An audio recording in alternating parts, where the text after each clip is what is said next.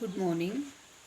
ಮಕ್ಕಳಿರಲೆವ್ವ ಮನೆ ತುಂಬ ಅನ್ನೋದು ನಾವು ಸಣ್ಣವರಿದ್ದಾಗ ಕೇಳ್ತಾ ಇದ್ವಲ್ಲ. ಮನೆ ತುಂಬ ಮಕ್ಕಳಿದ್ರೆ ಅವೇ ಆಸ್ತಿ ಇದ್ದಂಗೆ, ಆ ಮನೆ ನಂದಗೋಕುಲ ಸ್ವರ್ಗ, ಅವುಗಳು ನಾಳೆ ನಮ್ಮನ್ನು ಜೋಪಾನ ಮಾಡ್ತವೆ ಅನ್ನೋ ಒಂದು ಅದಮ್ಯ ನಂಬಿಕೆಯೊಂದಿಗೆ ಮನೆ ತುಂಬ ಮಕ್ಕಳನ್ನು ಹುಟ್ಟಿಸಿಬಿಡ್ತಾ ಇದ್ರು. ಹಿಂದೆಲ್ಲ ಫ್ಯಾಮಿಲಿ ಪ್ಲ್ಯಾನಿಂಗ್ ಗೀನಿಂಗೆಲ್ಲ ಏನೂ ಬೇಡ ಅನ್ನೋವಂಥ ಜನ. ಫ್ಯಾಮಿಲಿ ಪ್ಲ್ಯಾನಿಂಗ್ ಬಂತು, ಸಂಖ್ಯೆ ಕಡಿಮೆ ಆಯಿತು, ಮಕ್ಕಳ ಸಂಖ್ಯೆ ಮನೆಯೊಳಗೆ. ಅವಿಭಕ್ತ ಕುಟುಂಬಗಳು ಮರೆಯಾಗಿ ಹೋದವು. ಕಡಿಮೆ ಅಂದರೆ ತೀರಾ ಕಡಿಮೆಯಾಗಿ 1-2 ಮಕ್ಕಳನ್ನು ಇವತ್ತಿನ ತಂದೆ ತಾಯಿಗಳು ಪಡ್ಕೊಂಡು ಏನು ಅಭದ್ರತೆ ಈಗಿನ ತಂದೆ ತಾಯಿಗಳ ಮನಸ್ಸಲ್ಲಂತೂ. ಯಾಕಂದರೆ ಕಾಲ ಭಾಳ ನಾಜೂಕಾಗಿ ಬಂದ್ಬಿಡ್ತಲ್ಲ. ಅವಾಗೆಲ್ಲ ನನ್ನ ಮಕ್ಕಳು ಸುಖವಾಗಿ, ಸಂತೋಷವಾಗಿ, ಆನಂದವಾಗಿ ಇರಲಿ, ರಕ್ಷಿತರಾಗಿ ಇರಲಿ ಅನ್ನೋ ಭಾವ ಇತ್ತು ಅಪ್ಪ ಅಮ್ಮಂದಿರಲ್ಲಿ. ಹೊರಗಡೆ ಹೋದರೆ ಸುರಕ್ಷಿತವಾಗಿ ಮನೆಗೆ ಬರಲಿ ಮಗ, ಹೀಗೆಲ್ಲ ಇತ್ತು. 10 ವರ್ಷಗಳ ಹಿಂದೆಲ್ಲ ಇತ್ತು. ಇದೇ 3-4 ವರ್ಷ ಅಥವಾ ಇತ್ತೀಚಿನ 1-2 ವರ್ಷಗಳಲ್ಲಿ ನನ್ನ ಮಗನಿಂದ ಇನ್ನೊಬ್ಬರಿಗೆ ಯಾವುದೇ ತೊಂದರೆ ಆಗದೆ ಇರಲಿ ದೇವರೇ ಅಂಥೇಳಿ ಮತ್ತೆ ಮತ್ತೆ ಮತ್ತೆ ಪ್ರಾರ್ಥನೆ ಮಾಡುವಂಥ ಒಂದು ಆತಂಕಕಾರಿ ಕಾಲಘಟ್ಟದೊಳಗೆ ನಾವು ಇವತ್ತು ಒಂದು ಕೂತಾಗಿದೆ. ನನ್ನ ಮಗ ಯಾರು ಸಹವಾಸ ಮಾಡ್ತಾ ಇದ್ದಾನೋ, ಏನನ್ನ ಕಲ್ತ್ಕೊಂಡಿದ್ದಾನೆ ದುಶ್ಚಟಗಳನ್ನು, ಯಾರ ಮೇಲೆ ಹೇಗೆ ಆಕ್ರಮಣ ಮಾಡ್ತಾನೋ, ಯಾವ ರೀತಿಯ ದುರ್ವರ್ತನೆ ತೋರಿಸ್ತಾನೋ, ಏನು ಅಪರಾಧ ಮಾಡಿ ಬರ್ತಾನೋ, ಯಾವಾಗ ನಮ್ಮನ್ನು ಯಾವ ಇಕ್ಕಟ್ಟಿನೊಳಗೆ ಸಿಕ್ಕಿಸಿ ಹಾಕಿಸ್ತಾನೋ ಅನ್ನೋವಂಥ ಭಯ, ಆತಂಕದೊಳಗೆ ಇವತ್ತಿನ ತಂದೆ ತಾಯಿಗಳು ಬದುಕ್ತಾ ಇರೋದು ಜ್ವಲಂತ ಸಮಸ್ಯೆ. ಇವತ್ತು ಲಕ್ಷಾಂತರ ಫೀಸ್ ತುಂಬಿ ಅವರ ಲೋವರ್ ಎಜುಕೇಷನ್ ಹಿಡ್ಕೊಂಡು ಹೈಯರ್ ಎಜುಕೇಷನ್ ತನಕ ಹೊಣೆ ಹೊತ್ತು ಕಷ್ಟಪಟ್ಟು ಮಕ್ಕಳಿಗೋಸ್ಕರ ಏನೆಲ್ಲ ತ್ಯಾಗ ಮಾಡಿ ತಂದೆ ತಾಯಿ ತಮ್ಮ ಜೀವನೇ ತೆಯ್ಯುವಂಥ ಭಾಳ ಪ್ರೀತಿ ಮಾಡ್ತಾರೆ ಈಗಿನ ತಂದೆ ತಾಯಿ ಅಂತೂ. ಹಿಂದಿನ ತಂದೆ ತಾಯಿಗಿಂತ ಈಗಿನ ತಂದೆ ತಾಯಿ ಯಾಕೆ ಅಷ್ಟೊಂದು ಪ್ರೀತಿ ಮಾಡ್ತಾರೆ ಅಂದರೆ, 1-2 ಮಕ್ಕಳು. ಈಗ ಅವಾಗ ಮನೆ ತುಂಬ ಮಕ್ಕಳು, ಆ ಪ್ರೀತಿ ಹರಿದು ಹಂಚಿ ಹೋಗ್ಬಿಡ್ತಿತ್ತು. ಅಲ್ಲಿ ಭದ್ರತಾ ಭಾವ ಇತ್ತು, ಒಬ್ಬರಿಗಾಗಿ ಒಬ್ಬರು ಬದುಕ್ತಾ ಇದ್ದರು. ಅನ್ನುವ ಆಪತ್ತಿಗೆ ಪಟ್ಟಂತ ಇಡೀ ಕುಟುಂಬ, ಆಜುಬಾಜು ಎಲ್ಲ ಊರು ಜನ ಎಲ್ಲರೂ ಒದಗ್ತಾ ಇದ್ದರು. ಆದರೆ ಈಗ ಅದಿಲ್ಲ ವ್ಯವಸ್ಥೆ, ಆ ಸಂದರ್ಭ, ಆ ಪರಿಸ್ಥಿತಿ ಈಗೆಲ್ಲ ಹೋಗ್ಬಿಡ್ತು. ಎಲ್ಲವೂ ಕಣ್ಮರೆಯಾಗಿ ಹೋಗಿ ಈಗ ನಾನು, ನನ್ನಿಬ್ಬರು ಮಕ್ಕಳು, ಅವರಿಬ್ಬರು ಇವರಿಬ್ಬರು, ಇಷ್ಟೇ ಕುಟುಂಬ ಆಗಿ ಏನೇ ಬಂದರೂ ತಾವೇ ಅನುಭವಿಸಿ ನರಳಬೇಕಲ್ಲ. ಇಂಥ ಛಿದ್ರ ವಿಭಕ್ತ ಕುಟುಂಬಗಳೊಂದಿಗೆ ಇವತ್ತಿನ ತಂದೆ ತಾಯಿ ರಾಜಿ ಮಾಡಿಕೊಂಡು ಇರೋ 1-2 ಮಕ್ಕಳನ್ನು ಸುರಕ್ಷಿತವಾಗಿ ಹೇಗಪ್ಪ ಕಾಪಾಡಿಕೊಳ್ಳೋದು ಅನ್ನೋ ಧಾವಂತದೊಳಗೆ, ಭಯದೊಳಗೆ, ಆತಂಕದೊಳಗೆ ಬದುಕ್ತಾ ಇದ್ದಾರೆ ಅಂದರೆ ತಪ್ಪಾಗಲಿಕ್ಕಿಲ್ಲ. ಯಾಕಿಂಥ ಕಾಲಘಟ್ಟ ಬಂದಾಯಿತು, ಯಾಕಿಂಥ ಒಂದು ದುರ್ವರ್ತನೆಗಳನ್ನು ಮಕ್ಕಳು ತೋರಿಸ್ತಾ ಇದ್ದಾರೆ, ಯಾಕೆ ಸಮಾಜ ಈ ರೀತಿಯ ಭಯಗ್ರಸ್ತ, ಭಯೋತ್ಪಾದಕ ಮಕ್ಕಳನ್ನು ಹೊಂದಿ ಅಸ್ಥಿರವಾಗ್ತಾ ಇದೆ, ಅರಾಜಕತೆ ಉಂಟಾಗ್ತಾ ಇದೆ ಸಮಾಜದೊಳಗೆ, ದೇಶದೊಳಗೆ, ರಾಜ್ಯದೊಳಗೆ. ಪ್ರಜ್ಞಾವಂತರಾದವರು ಯೋಚನೆ ಮಾಡಲೇಬೇಕಾದಂಥ ಜೀವಂತ ಸಮಸ್ಯೆ ಇದು. ಯಾಕೆ ಇವತ್ತಿನ ಮಕ್ಕಳು ಎಂಥ ದುಶ್ಚಟಗಳು ರೀ, ಜಸ್ಟ್ 7th ಕ್ಲಾಸಲ್ಲೇ ಶುರು ಮಾಡ್ತಾರೋ ಅಥವಾ ಅದಕ್ಕಿಂತ ಮುಂಚೆನೇ ಶುರು ಮಾಡ್ತಾರೋ ಗೊತ್ತಿಲ್ಲ. ಅವರು ಒಂದೊಂದು ದೊಡ್ಡವ್ರಿಗೆ ಏನು ಹೆಸರೇ ಗೊತ್ತಿರಲ್ಲ ಅಂಥವೆಲ್ಲ ಕಲ್ತ್ಬಿಟ್ಟವ ಮಕ್ಕಳು. ಅವ್ರ ಅಪ್ಪ ಅಮ್ಮ ಒಂದಿಷ್ಟು ಮಾಡಿರ್ತಾರೆ ಮನೆಯೊಳಗೆ. ಮನೆಯ ಮೊದಲ ಪಾಠ ಶಾಲೆ, ಜನನಿ ತಾನೇ ಮೊದಲ ಗುರು. ಅಲ್ಲಿನೇ ಸಂಸ್ಕಾರಗಳನ್ನು ಹೊತ್ತು ಬಂದಿರ್ತಾರೆ ಇವರು. ಇಲ್ಲಿ ಬಂದು ಸ್ನೇಹಿತರ ಬಳಗ ದೊಡ್ಡದು ಮಾಡಿಕೊಂಡು ಅವ್ರ ಸಹವಾಸದಲ್ಲಿ ಏನು ಮಾಡಬಾರ್ದು ಅದೆಲ್ಲವನ್ನು ಮಾಡಿ ಹೀರೋಯಿಸಮ್ ಅಂದ್ಕೊಂಡ್ಬಿಟ್ಟಾರವರು. ನಿಯಮಗಳನ್ನು ಬ್ರೇಕ್ ಮಾಡೋದು, ಎಲ್ಲವೂ ವಿರುದ್ಧವಾಗಿ ವರ್ತನೆ ಮಾಡೋದು, ವಾದ ಮಾಡೋದು ಹಿರಿಯರೊಂದಿಗೆ. ಎಲ್ಲ ತಂದೆ ತಾಯಿ ಗುರುಗಳು ಯಾರೋ ಹಿರಿಯರು ಏನೇ ಇರಲಿ ಎಲ್ಲರ ಜೊತೆ ವಾದ ಮಾಡೋದು, ಸಮರ್ಥನೆ ಮಾಡಿಕೊಳ್ಳೋದು ತಪ್ಪುಗಳನ್ನೇ. ಮಜಾ ಮಾಡಿ ಏನೋ ಎದ್ದು ಹೋಗೋಕೆ ಬಂದೀವಿ ನಾವು ಅನ್ನೋ ಭಾವ ಬಲುತಾಗಿದೆ ಈಗ. ಇದು ಎಲ್ಲಿಂದ ಬಂತು ಈ ಜ್ಞಾನ ಇವರಿಗೆ?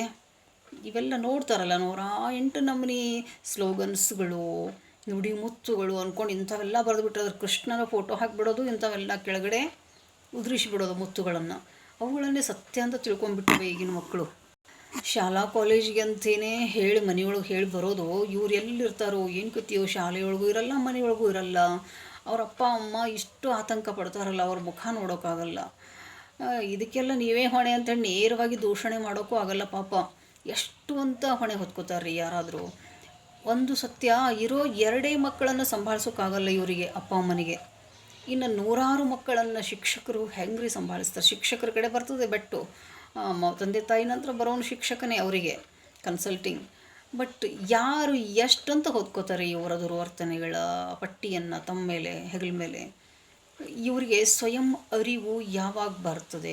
ಎಷ್ಟು ತಿದ್ದೋಕೆ ಪ್ರಯತ್ನ ಪಟ್ಟರೂ ಕೂಡ ಇವ್ರ ಲಕ್ಷ್ಯ ಅಲ್ಲಿ ಇಲ್ಲ, ಗಮನವಿಲ್ಲ, ಆಸಕ್ತಿ ಇಲ್ಲ, ಭಯ ಇಲ್ಲ, ಭಕ್ತಿ ಇಲ್ಲ, ಹಂಬಲವಿಲ್ಲ. ಹಂಬಲದಿಂದ ಹೋಗೋ ಶಿಕ್ಷಕ ಮಕ್ಕಳೊಂದಿಗೆ ಏನೋ ಒಂದಿಷ್ಟು ಸಾಧನೆ ಮಾಡಬೇಕು, ತಾನೂ ಬೆಳಿಬೇಕು ಮಕ್ಕಳ ಜೊತೆಗೆ ಅನ್ನೋ ವಿಶಾಲ ಭಾವದಿಂದ ಹೋಗಿರ್ತಾನೆ. ಅಲ್ಲಿ ಅದಿಲ್ಲ. ಕಲಿಸ್ಬೇಕು ಅಂತ ಈತ ಹೋದಾಗ ಅಲ್ಲಿ ಕಲಿಬೇಕು ಅನ್ನೋ ಭಾವ ಇಲ್ಲ. ಕೊಡಬೇಕು ಅಂತ ಈತ ಮೊಗೆದು ಕೊಟ್ಟಾಗ ತಗೊಳ್ಳೋವಂಥ ವ್ಯವಧಾನ, ತಾಳ್ಮೆ, ಮನಸ್ಸು, ಅಪೇಕ್ಷೆ ಅವುಗಳಿಗಿಲ್ಲ ಮಕ್ಕಳಿಗೆ. ಹೀಗಾಗಿ ಸ್ಟಿಮ್ಯುಲಸ್ಗೆ ರೆಸ್ಪಾನ್ಸ್ ಸರಿ ಇಲ್ಲ ಅಂದರೆ ಲರ್ನಿಂಗ್ ಆಗಲ್ಲ. ಇದನ್ನು SR ಬಾಂಡ್ ಅಂತ ಹೇಳ್ತಾರೆ. ಶಿಕ್ಷಕ ಮೋಟಿವೇಟ್ ಮಾಡಬೇಕು, ಮಕ್ಕಳನ್ನು ಪ್ರೇರಣೆಗೊಳಿಸಬೇಕು, ಪ್ರಚೋದಿಸಬೇಕು, ಬೆಂಬಲಿಸಬೇಕು, ಪ್ರೋತ್ಸಾಹಿಸಬೇಕು. ಅದನ್ನು ಮಗು ತಗೋಬೇಕು, ರಿಸೀವ್ ಮಾಡಬೇಕು, ಅದಕ್ಕೆ ಪ್ರತಿಕ್ರಿಯೆ ಕೊಡಬೇಕು, ತಕ್ಕನಾದ ಪ್ರತಿಕ್ರಿಯೆ. ಏನೂ ಇಲ್ಲ ರೀ, ಏನಿಲ್ಲ. ಹಿಂದಿತ್ತಲ್ಲ ನಾವು ಕಲಿಯುವಾಗ, ಅವರು ಸುಮ್ಮನೆ ಒಂದು ತಾಸು ಲೆಕ್ಚರ್ ಕೊಟ್ಟು ಹೋಗ್ತಿದ್ರು, ನಾವು ಸುಮ್ಮನೆ ಏನು ಕೇಳಿಸ್ಕೊತಿದ್ವೋ ಬಿಡ್ತಿದ್ವೋ. ನಮ್ಮದೆಲ್ಲ ಸ್ವಯಂ ಕಲಿಕೆನೇ. ನಾವು ಟೀಚರ್ಗಳ ಮೇಲೆ ಎಂದೂ ಡಿಪೆಂಡ್ ಆಗಿಲ್ಲ. ಯಾವ ಕ್ಲಾಸ್ನಿಂದ ಮೋಸ್ಟ್ಲಿ 11th PUC ಇಂದ ಎಂದೆಂದು ಟೀಚರ್ಗಳ ಮೇಲೆ ಡಿಪೆಂಡ್ ನೆನಪೇ ಇಲ್ಲ. ಸ್ವತಃ ಮಾಡ್ತಿದ್ವಿ. ಬಟ್ ಈಗಿನ ಮಕ್ಕಳಿಗೆ ಸ್ವತಃ ಮಾಡುವಷ್ಟು ತಾಕತ್ತಿಲ್ಲ, ಸಾಮರ್ಥ್ಯ ಇಲ್ಲ, ಜ್ಞಾನ ಇಲ್ಲ, ತಿಳುವಳಿಕೆ ಇಲ್ಲ, ಏನಿಲ್ಲ. ಇನ್ನು ಟೀಚರ್ಗಳ ಮೇಲೂ ಡಿಪೆಂಡ್ ಆಗೋಕೆ ಅವ್ರು ತಯಾರಿಲ್ಲ. ಟೀಚರ್ ಹೇಳಿದ್ದಾದರೂ ಕೇಳಬೇಕು, ತನಗಾದರೂ ಬರಬೇಕು, ಆವಾಗ ಏನೋ ಒಂದಿಷ್ಟು ಕಲಿಬಹುದೇನೋ. ಇನ್ನೊಂದು ಏನಾಗ್ಬಿಟ್ಟಿದೆ ಇಲ್ಲಿ ದೋಷ, ಹಂಬಲದಿಂದ ಜ್ಞಾನಧಾರೆಯನ್ನು ಹರಿಸುವ ಶಿಕ್ಷಕನಿಗೆ ಅವಕಾಶ ಇಲ್ಲ. ಅದನ್ನು ಸಿಲೆಬಸ್ ಅನ್ನೋವಂಥ ಸಣ್ಣ ಕನ್ನಡಿ ಇಟ್ಕೊಂಡು ಕೂತು ಅದರ ಪ್ರಕಾರನೇ ಹೇಳಬೇಕು ಇವನು. ಅಲ್ಲಿ ತುಡಿತಾ ಇರುವಂಥ ಶಿಕ್ಷಕನಿಗೆ ಅಡ್ಡಗೋಡೆ ಆಗಿಬಿಡ್ತದೆ ಸಿಲೆಬಸ್. ಹೇಳಬೇಕಾದಂಥ ವಿಷಯವನ್ನು ಹೇಳೋಕ್ಕೆ ಸಾಧ್ಯನೇ ಆಗೋದಿಲ್ಲ.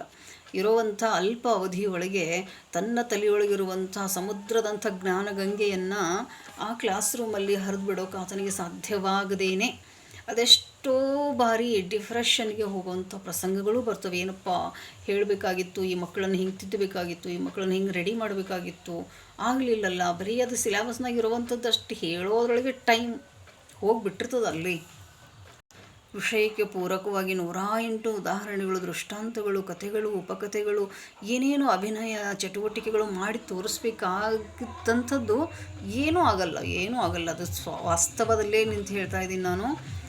ನಮಗೆ ಲಿಬರಲ್ ಆಗಿರ್ಬೇಕು ಶಿಕ್ಷಕ, ಲಿಬರಲ್ ಸ್ವತಂತ್ರ ಆಗಿರ್ಬೇಕು. ಅವನಿಗೆ ಯಾವ ಒತ್ತಡಗಳು ಇರಬಾರ್ದು, ರೆಸ್ಟ್ರಿಕ್ಷನ್ಸ್ಗಳು ಇರಬಾರ್ದು. ಅವನಿಗೆ ಸ್ವತಂತ್ರನಾಗಿ ಹೇಳೋಕೆ ಅವಕಾಶ ಕೊಟ್ಟರೆ, ಹಿಂದಿತ್ತಲ್ಲ ನಮ್ಮ ಕಾಲಕ್ಕೆ ಅವ್ರು ಸ್ವತಂತ್ರರೇ ಇದ್ದರು. ಅಲ್ಲಿ ಶಿಕ್ಷಕ ಕೇಂದ್ರಿತ ಶಿಕ್ಷಣ ಇತ್ತು ನಾವು ಕಲಿಯುವಾಗ. ಈ ಶಿಶು ಕೇಂದ್ರಿತ ಶಿಕ್ಷಣ ಬಂದು ಆ ಮಕ್ಕಳ ಮನೋಮಟ್ಟಕ್ಕೆ ತಕ್ಕಂತೆ ಬೋಧನೆ ಮಾಡಲಿ, ಬೇಡ ಅಂತಿಲ್ಲ. ಆದರೆ ತೀರಾ ಮಕ್ಕಳಿಗೆ ಮಾತ್ರ ಶಿಕ್ಷಕನಿಗೆ ಏನೂ ಸ್ವಾತಂತ್ರ್ಯ ಇಲ್ಲ ಅಂದಾಗ ಈ ಶಿಕ್ಷಣದ ಗುಣಮಟ್ಟ ಕುಸಿದು ಪಾತಾಳಕ್ಕೆ ಇಳಿದು ಅಲ್ಲಿ ನಡಿಬಾರದ ಸಾಕ್ಷರರ ರಾಕ್ಷಸ ಲೋಕ ನಿರ್ಮಾಣ ಆಗಿರೋದೇ ಸತ್ಯ. ಇವತ್ತು ಸಾಕ್ಷರರೆಲ್ಲ ಭಯೋತ್ಪಾದಕರಾಗಿ ರಾಕ್ಷಸರಂತೆ ಕೊಬ್ಬಿ ಮೆರಿತಾ ಇರೋದನ್ನು ಪ್ರತಿ ಕ್ಷೇತ್ರಗಳಲ್ಲಿ ಅಷ್ಟೇ ಅಲ್ಲ, ಈ ಮಕ್ಕಳು ಹಿಡ್ಕೊಂಡೇ, ಕಲಿಯುವಂಥ ಮಕ್ಕಳು ಹಿಡ್ಕೊಂಡೇ ದೇಶದ ತುಂಬ ಭಯಗ್ರಸ್ತ ವಾತಾವರಣವನ್ನು, ಭಯೋತ್ಪಾದನೆಯನ್ನು ಹುಟ್ಟುಹಾಕುವ ಕಿರಾತಕರಾಗಿ ಬೆಳೀತಾ ಇರೋದು ಈ ಒಂದು ಅಸ್ಥಿರವಾದ, ಅವೈಜ್ಞಾನಿಕವಾದ ಶೈಕ್ಷಣಿಕ ವ್ಯವಸ್ಥೆಯಿಂದ ಅಂತಲೇ ಹೇಳ್ಬೋದು. ಈ ಕಲುಷಿತ ವಾತಾವರಣ ಮತ್ತೆ ತಿಳಿಯಾಗಬೇಕು, ಈ ಅಸ್ಥಿರತೆ ಮತ್ತೆ ಸ್ಥಿರತೆಯತ್ತ ಬರಬೇಕು, ಈ ಕಳಪೆ ಗುಣಮಟ್ಟ ಮತ್ತೆ ಉತ್ತಮವಾಗಬೇಕು ಅಂತಂದರೆ ಶಿಕ್ಷಕ ಕೇಂದ್ರಿತ ಶಿಕ್ಷಣವೇ ಇರಬೇಕು. ಇಲ್ಲ ಸಮನ್ವಯ ಶಿಕ್ಷಣವಾದರೂ ಬರಲೇಬೇಕು. ಆ ಬೈಗಳ ಇಲ್ಲ, ದಂಡ ಇಲ್ಲ, ಮಕ್ಕಳಿಗೆ ಯಾವುದು ರೆಸ್ಟ್ರಿಕ್ಷನ್ಸ್ಗಳಿಲ್ಲ, ನಿರ್ಬಂಧಗಳಿಲ್ಲ, ಭಯ ಇಲ್ಲ. ಭಯಮುಕ್ತ ವಾತಾವರಣ ನಿರ್ಮಾಣ ಮಾಡೋ ಧಾವಂತದೊಳಗೆ ಶಿಕ್ಷಕನೇ ಭಯಕ್ಕೊಳಗಾಗಿ ಇವತ್ತು ಜೀವ ಕೈಯಲ್ಲಿ ಹಿಡ್ಕೊಂಡು ಹೋಗಿ ಬರುವಂಥ ಪರಿಸ್ಥಿತಿಗಳು ನಿರ್ಮಾಣ ಆಗೋದು ಹಳ್ಳಿಗಳಲ್ಲೂ ಸಹಿತ. ಹಳ್ಳಿ ಒಳಗಂತೂ ಏನಿಲ್ಲ ಬಿಡ್ರಿ, ಅವಕ್ಕೆ ಸಂಸ್ಕಾರನೂ ಇಲ್ಲ, ಜ್ಞಾನವೂ ಇಲ್ಲ, ತಿಳುವಳಿಕೆನೂ ಇಲ್ಲ, ಅವಕ್ಕೆ ತೊಗೋಬೇಕನ್ನೋ ಅಪೇಕ್ಷೆ ಇಲ್ಲ, ಹಂಬಲ ಇಲ್ಲ. ಇಂಥಲ್ಲಿ ಡ್ಯೂಟಿ ಮಾಡ್ತಾನಲ್ಲ ಆ ಶಿಕ್ಷಕ, ಯಾಕೆ ಅವನು ಮನಸ್ಸು ಮಾಡ್ತಾನೆ ಇವರನ್ನು ತಿದ್ದೋಕ್ಕೆ? ನಮ್ಗೆ ಯಾಕಪ್ಪ ಇಲ್ಲದು ಸಾಬರಿ, ಇವರೆಲ್ಲ ಬಂದು ಈ ರೀತಿ ಎಲ್ಲ ಮಾಡೋವಾಗ ನಾವ್ಯಾಕೆ ಅಷ್ಟೊಂದು ಮನಸ್ಸು ಕೊಟ್ಟು ಮಾಡಬೇಕು. ಸಹಜವಾಗಿ ಬಂದುಬಿಟ್ಟಿರ್ತದೆ ಅವನಿಗೆ. ಆತ ಸಂಪೂರ್ಣ ತ್ರಿಕರಣಪೂರ್ವಕವಾಗಿ ಅಲ್ಲಿ ತನ್ನನ್ನು ಕೊಡೋಕ್ಕಾಗಲ್ಲ. ಇಲ್ಲಿ ಪದೇ ಪದೇ ಒತ್ತಿ ಹೇಳಬೇಕಾದ ಒಂದೇ ಒಂದು ವಿಷಯ ಏನಂತಂದರೆ, ಆಸಕ್ತರಿಗೆ, ಹಂಬಲ ಇರುವವರಿಗೆ ಮಾತ್ರ ಶಿಕ್ಷಣ. ವಿನಾಕಾರಣ ಎಲ್ಲರನ್ನು ತಂದು ಅಲ್ಲಿ ತುರುಕಿ ಒಂದು ರಾಕ್ಷಸ ಪಡೆಯನ್ನು ನಿರ್ಮಾಣ ಮಾಡೋ ಅಗತ್ಯ ಇಲ್ಲ. ಇನ್ನು ಮುಂದಾದರೂ ಸರ್ಕಾರಗಳು ಎಚ್ಚೆತ್ತುಕೊಂಡು ಈ ವ್ಯವಸ್ಥೆಯನ್ನು ಆಮೂಲಾಗ್ರ ಪರಿವರ್ತನೆ ಮಾಡದೆ ಹೋದರೆ ಮುಂದೊಂದು ದಿನ ಭಾರತ ದೇಶ ಸಂಪೂರ್ಣ ಭಯೋತ್ಪಾದಕರ, ಉಗ್ರರ, ರಾಕ್ಷಸರ ನೆಲೆಬೀಡಾಗಿ ಪರಿವರ್ತನೆಗೊಳ್ಳೋದು ಬಹಳ ದೂರ ಇಲ್ಲ.